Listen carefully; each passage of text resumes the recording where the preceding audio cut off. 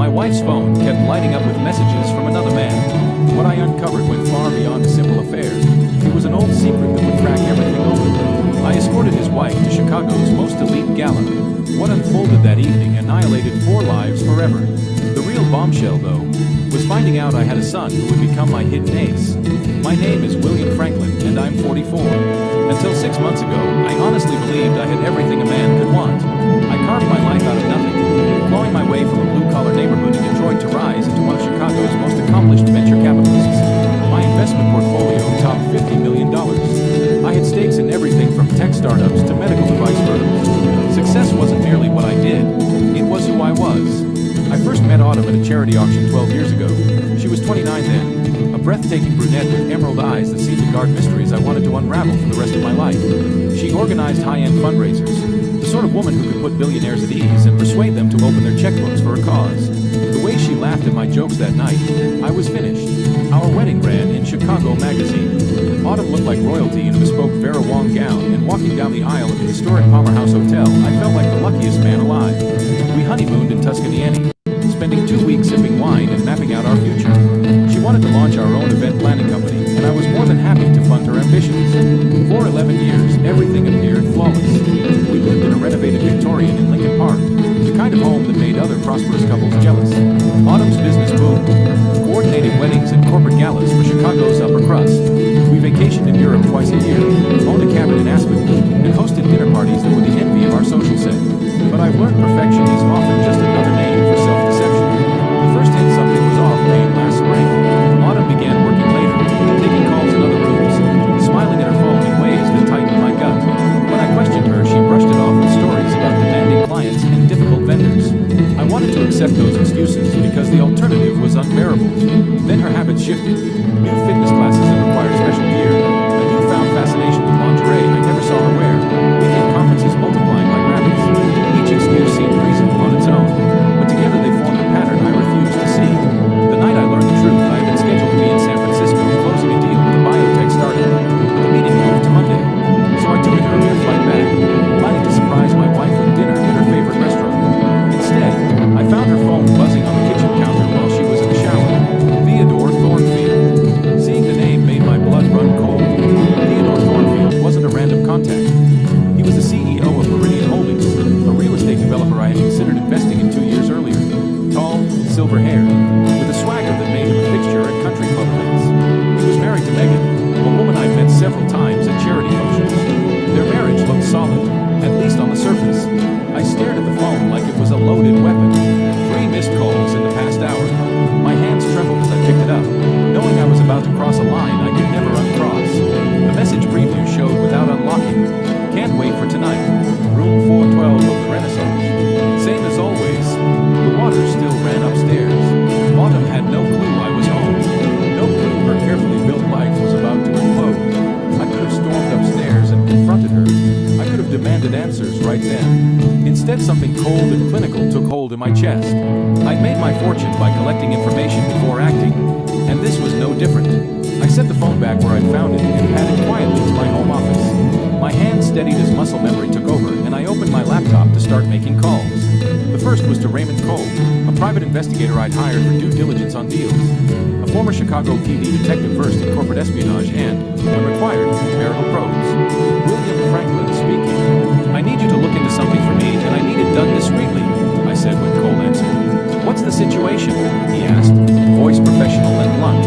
I need surveillance on my wife. The full package. Where she goes, who she meets, how long this has been going on. There was a pause. Cole had run background checks on business partners before, but this was different ground. Are you sure about this, William? Once we go down this road. I'm sure. I cut him off. How soon can you get started? Tonight, if necessary. I'll have someone at the Renaissance within the hour. The water upstairs stopped. I could hear Autumn moving about our bedroom, likely dressing for her night with Theodore. My stomach churned with a mix of fury and disbelief. 11 years of marriage, and she was discarding it for what? Excitement?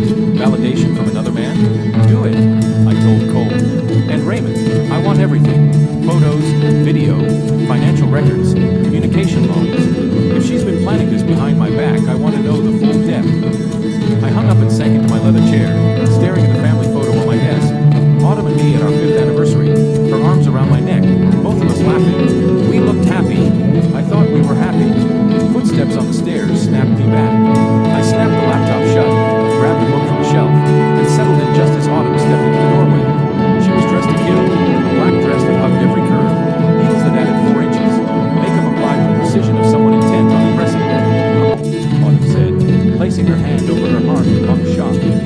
scared me. I thought you were in San Francisco. Meeting got moved to Monday, I replied, keeping my tone casual. You look beautiful. Special occasion. Her smile faltered for a fraction, then smooth. Client meeting. You know how demanding Mrs. Patterson can be about her daughter's wedding. I nodded and played along with her lie. Don't let me keep you. I'll probably turn in early. She kissed my cheek, and for a sliver of a second I caught the scent of expensive cologne that wasn't mine. Don't wait up, honey. This might run late. After she left, I sat in my office a long time, staring into space. The house felt strange, like a stage set where I'd been playing a part without realizing it. Every shared dinner, conversation, and intimate moment. How much had been genuine? My phone buzzed with a text from Detective Cole. Target acquired. Renaissance Hotel. Just like you said. I poured 3 fingers of bourbon and tried to focus on work emails, but the words blurred. Around midnight, another text came. Got what you need? She's not coming home tonight. I didn't sleep. I sat on the back deck nursing bourbon and scheming my next moves. By dawn, I made 3 decisions that would alter everything. First, I called my attorney David Sherman, a college friend who specialized in high-asset divorces among Chicago's elite. When I explained the situation, his voice turned grave. William, before we proceed, are you absolutely certain? Once legal steps start, there's no turning back. I'm certain, David. Draft the papers, but don't file them yet.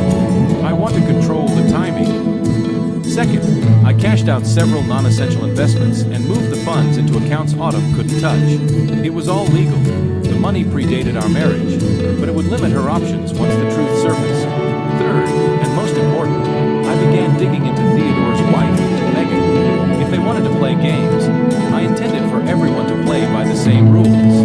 Cole's report arrived via encrypted email that afternoon. The photos were brutal. Autumn and Theodore entering the hotel together and leaving separately the next morning, their body language intimate and familiar. But what mattered most was the timeline.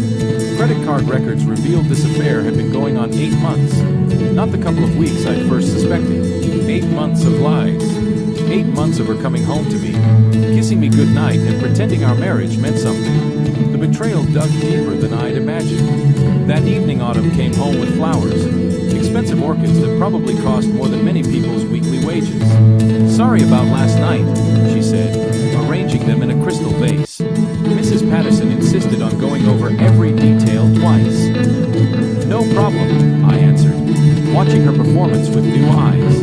How's that photography class going? You haven't mentioned it lately. For just a moment, confusion crossed her face. She'd slipped up on that line. Oh, it's fine. Basic composition stuff. Pretty boring, actually. I nodded and smiled, letting her think she had gotten away with it. Inside, my resolve hardened into something like steel. She wanted to play the devoted wife while betraying everything we'd built together. Fine. She was about to learn I didn't lose at games. I win them. The next weeks became an exercise in controlled fury. I kept my usual routine. Morning workouts, meetings, dinners with Autumn. Meanwhile, Detective Cole's team documented every corner of her double life, and the evidence piled up like a prosecutor's case. Each new item was more damning than the last. Autumn had grown careless in her confidence. She left her laptop unlocked more often, took calls in nearby rooms rather than hiding completely, and even brought Theodore's gifts into our home. She claimed the diamond bracelet was a reward for landing a major client, but Cole's findings showed it had been bought by Theodore 3 days before appearing on her wrist. The most striking revelation, though, came from Cole's deep dive into Theodore himself. Meridian Holdings was bleeding money, propped up by increasingly desperate financing maneuvers. Theodore wasn't merely cheating, he was siphoning from his investors, using charm and connections to mask a company that was essentially a Ponzi scheme. That's when I decided to meet Megan Thornfield. I set up the encounter at a charity auction for the Chicago Children's Hospital, an event I knew both couples would attend. Autumn was working that night, legitimately, for once, running logistics. Theodore would be there as a major donor, playing the successful businessman while his company quietly crumbled. Megan arrived alone, explaining to anyone who asked that Theodore was stuck with a business emergency. She looked elegant in a navy gown, but I could see the tightness around her eyes and the way she gripped her champagne flute. I approached during the silent auction. Megan, I said. William Franklin. We've crossed paths at events a few times. Of course, she replied with a polite, honest smile. How's Autumn? I saw her earlier making sure everything was running smoothly. She's wonderful, I lied smoothly. Listen, I don't want to be forward, but I've been looking at some real estate investments, and I know Theodore's firm handles commercial development. Maybe we could grab coffee and talk opportunities. Megan's expression shifted. I'm sure Theodore would love to talk business, but honestly his schedule has been insane. Emergency meetings, last-minute trips. I hardly see him anymore. There, the opening I needed. That sounds familiar. Autumn's been working crazy hours, too. Sometimes I feel like I'm married to a ghost. Megan laughed, but there was sadness threaded through it. Exactly. Theodore left early, came home late, always glued to his phone. I'm starting to wonder if success is worth the cost. We spoke another 20 minutes. Two spouses trading laments about absent partners. But while we spoke, I was studying her, searching for signs she suspected anything. What I found was worse than suspicion. A woman who had been gaslit into believing her husband's distance was simply work pressure, not betrayal. By the end of the evening, I planted seeds of doubt and established myself as a sympathetic confidant. More importantly, I confirmed Megan was innocent. Another casualty of Theodore's deceit. I felt the weight of what was coming. Lies would be exposed, but collateral damage was inevitable. Innocent people sometimes got caught in the crossfire. Still, Theodore and Autumn had chosen their paths. Now they would face the fallout. 3 weeks into the investigation, Detective Cole stunned me with news I hadn't expected. We met at a downtown diner away from prying ears, and he slid a manila folder across the scarred formica. William, there's something else you need to know. It's not directly linked to your wife's affair, but it could complicate things, he said. I opened the folder, and my world tipped. Inside was a photograph of a 19-year-old who could have been my twin at that age. The same dark hair, the same jawline, the same green eyes I'd seen in every mirror. His name is Michael Franklin, Cole said quietly. He lives in Milwaukee with his mother, Jennifer Franklin. She never married after you two broke up 20 years ago. Jennifer, the memory hit me like a freight train. We had dated during my final year at Northwestern Wright before I moved to Chicago to begin my investment career. She'd been a journalism student, bright and passionate, but our relationship ended when I took a 6-month opportunity in London. By the time I returned, she had graduated and vanished. She tried to contact you once, Cole continued. Sent a letter to your first investment firm when the boy was 3. It never got a response because you'd already moved on to Franklin Capital Management. My hands trembled as I studied the surveillance images. Michael at a coffee shop at the University of Wisconsin campus. Michael at pickup basketball with friends. Michael with my face who didn't know I existed. Does Autumn know? I asked. No evidence of that. But William, there's more. The kid's been asking about his father. Jennifer finally told him your name last month. He's been researching you online. I closed the folder and my mind raced. A son. I had a son who'd grown up without me, and I'd been completely unaware. The guilt hit like a freight train, but beneath it rose something else. A fierce, unfamiliar protectiveness. I want to meet him, I said. Are you sure? With everything else going on? Cole asked. I'm sure. Set it up. That evening I sat in my study staring at Michael's photos while Autumn chatted about her day. More lies about clients and meetings. For the first time since learning of her betrayal, I felt something beyond anger. I felt hope. Autumn noticed my distance. You seem distant lately, William. Everything okay with work? She asked. I looked at her, the woman who had shared my bed for 11 years while planning to wreck our marriage, and made a decision. Everything's fine, honey. Just thinking about the future. She smiled and kissed my forehead, never suspecting the future no longer included her. The coffee shop in Milwaukee was exactly what I'd expected for a college kid. Exposed brick, mismatched chairs, the steady hiss of espresso machines. I arrived 30 minutes early, choosing a corner table where I could watch the door without being. Michael showed up at exactly 2 p.m., just like Cole had said he would. Seeing him in person felt like stepping into a memory. He carried the same assured stride I remember from my youth and still rubbed his hair the same way when he was thinking. I waited until his shift began, then strolled up to the counter like it was nothing. A large coffee, black, I ordered, studying his face close. Sure thing.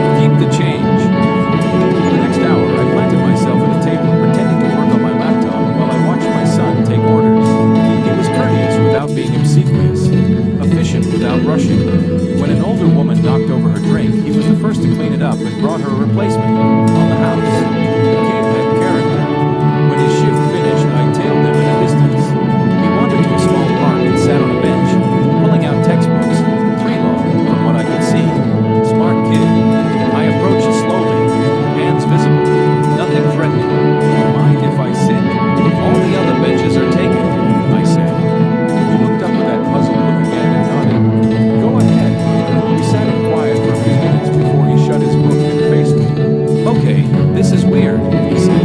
You were at the coffee shop, now here. Either you're following me or this is the strangest coincidence ever. I had rehearsed this exact moment a dozen times, but when it arrived, all my practice lines felt thin. Michael, I said.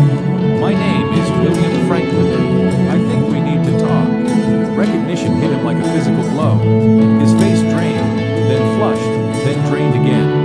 You're him, he whispered. You're my father. Yes, I said plainly. I am. For a long beat, neither of us spoke, and then Michael laughed, a sharp, bitter sound that cut. 20 years, he said. 20 years, and you just show up at my job like it's nothing. I didn't know, Michael, I said, and I meant it. I swear to you, I didn't know you existed until 3 days ago. His anger was raw and completely justified. I sat and took it, letting him pour 20 years of questions and pain into the park air while tourists passed us oblivious. You want to know what's really messed up? He asked, voice cracking. I used to invent stories about you. Mom would never tell me anything, so I imagined you were a hero, a soldier overseas, a life-saving doctor, or just a man who didn't know I existed. I didn't know. Michael, I said again, I swear on everything I am, I didn't know.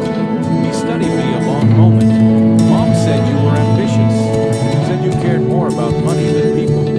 She wasn't wrong, I admitted. I had been selfish back then, obsessed with building my career and leaving my mark, always thinking family could wait. Then I took out my phone and showed him the images Detective Cole had sent. Autumn and Theodore entering hotels together, kissing in parking garages, the secret life unfolding while I thought we were building a future. I told him what I'd learned. That success means nothing if the people closest to you aren't who you think they are. I've spent 11 years married to a woman who's been betraying me for months, I said. But finding out about you, that's not betrayal. That's the best thing that's happened to me in years. Michael stared at the photos, his fury shifting to confusion. Your wife is sleeping with another man, I confirmed. Has been for 8 months. I'm planning how to respond. For the first time since he realized who I was, Michael almost smiled. Revenge, he said skeptically. That doesn't sound very heroic. No, I agreed. It doesn't. But sometimes being a man is about making hard decisions. Sometimes it means showing people their actions have consequences. We talked for 2 more hours. Michael told me about growing up without a father, how Jennifer worked 2 jobs to get him through school, and about his dream of becoming a lawyer. I told him about my business, my successes, and my failures as a human being. I want to be part of your life, I said. I know I don't deserve it, and I know it won't be easy, but I want to try. He was quiet a long time, then asked, what about your wife? What about her? Are you going to destroy her? Looking at this young man, my son, I saw something I'd long forgotten. Moral clarity, the sense to distinguish justice from vengeance. I'm going to expose the truth, I said carefully. What happens after that is up to her. Michael nodded. Okay, I want to see how this plays out. But William, if you're going to be my father, you better be the kind of man I can respect. I'll try, I promised. That's all I can do. Then let's stop there. The next few weeks balanced plotting my retaliation and trying to build a relationship with my son. Michael agreed to come to Chicago the weekend before the charity gala so we could talk away from public scrutiny. I put him up at the Palmer House, the same hotel where Autumn and I had been married. Neither of us missed the irony. This place is incredible, he said in the lobby bar. Mom always said you did well for yourself, but seeing it, money isn't everything, I started, then stopped. Sorry, that probably sounds hollow coming from a guy who just put you up in a $500 a night hotel room. Actually, he said, that sounds like something a father might say. We made slow progress. Michael had his mother's sharp humor and my stubbornness, and our conversations were lively. He grilled me about my plan for the gala, forcing me to examine my motives. So you're going to humiliate your wife in front of all these rich people? He asked over dinner. And then what? Then she faces the consequences of her choices, I said. And what about the other guy's wife, Megan? What happens to her? That question had haunted me for weeks. Megan Thornfield was innocent, but she would still be devastated when the truth came out. Sometimes innocent people get hurt, I said. That's Theodore and Autumn's fault.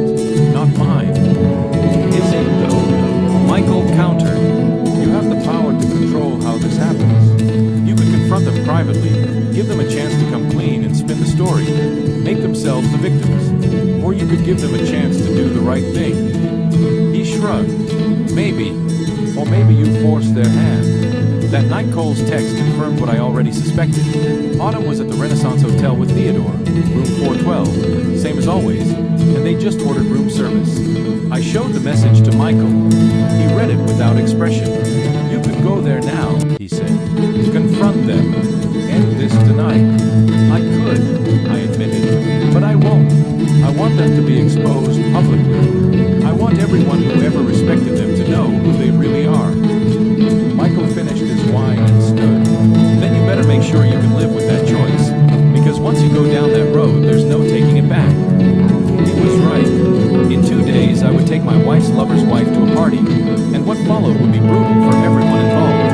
The Chicago Children's Hospital charity gala was Autumn's element. Crystal chandeliers, designer gowns, and enough money in one room to fund a small country. I arrived with Megan Thornfield on my arm, both of us playing our roles. I can't believe I'm doing this, Megan whispered as we entered the grand ballroom at the Four Seasons. You deserve to know the truth, I said, adjusting my cufflinks, and they deserve to face the consequences. Megan looked stunning in a midnight blue gown that suited her silver hair. We rehearsed our cover story all afternoon. Old friends who had reconnected after Theodore and Autumn's recent absences. When we walked in, conversation stopped and whispers followed us like ripples. I spotted Autumn at the silent auction tables. Her face drained when she saw us. Theodore stood at the bar, his smile faltering as his wife approached me in an obvious show of familiarity. William, Autumn said first, voice steady but eyes panicked. What a surprise to see you here with Megan. Autumn, darling, I replied, kissing her cheek. Megan and I ran into each other last week. Since you've been so busy with work, I thought you might enjoy some company tonight. How thoughtful, Megan said, voice perfectly innocent. Autumn, you look lovely. That dress is gorgeous. Thank you, Autumn managed. Where's Theodore this evening? Business emergency, Megan lied smoothly. You know how demanding his work can be. I watched Theodore approach the corner of my eye, confusion and alarm growing on his face. He'd probably been expecting a quiet evening with my unsuspecting wife, not a public standoff with all spouses present. William, Theodore said, extending a hand. Good to see you and Megan. Sweetheart, what are you doing here? He asked his wife. William invited me, Megan said, keeping my hand just long enough. Isn't that sweet? Since you've been working such long hours lately, he thought I might enjoy the company. The four of us stood in a tableau of deception, the truth hanging between us like a loaded gun as other guests shifted and tried to pretend they hadn't noticed. Perhaps we should find our table, I suggested. I believe we're all seated together tonight. Autumn went white. Together? Didn't you know? I smiled. I purchased a table for 10. Michael will be joining us as well. Michael?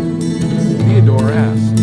My son, I said, watching their faces carefully. Autumn never mentioned him. How strange. He's quite excited to meet my wife and her business associates. The evening was about to become absolutely brutal, and they had no idea how deep the fallout would go. Michael arrived fashionably late, radiating the quiet confidence we'd worked to build in a few short weeks. He wore a tailored tuxedo and carried himself like he belonged in these rooms. Dad, he said, embracing me warmly before turning to the table. You must be Autumn. I've heard so much about you. Autumn's smile was frozen. Michael, what a lovely surprise, she managed. William never mentioned he had a son. 20 years of surprises, Michael replied pointedly. But we're making up for lost time now. Dinner crawled along in strained politeness, each course marked by tighter conversation. Theodore kept checking his phone for a false emergency to escape. Autumn barely ate, her eyes flicking between Michael and me as if trying to solve an impossible puzzle. Then dessert arrived, and with it my moment. I stood and tapped my champagne glass with a silver spoon. The sound cut through the room and heads turned. Ladies and gentlemen, if I could have your attention for just a moment, I said, my voice carrying across the ballroom. I'd like to make a toast. Autumn gripped her napkin so hard her knuckles whitened.